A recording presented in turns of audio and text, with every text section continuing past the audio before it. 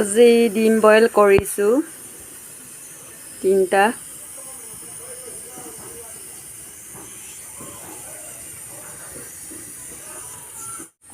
ডিম বইল কৰি আছোঁ।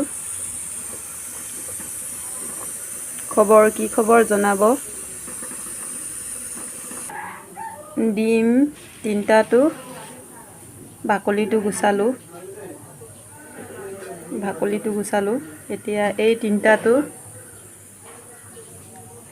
ফ্ৰাই কৰিম।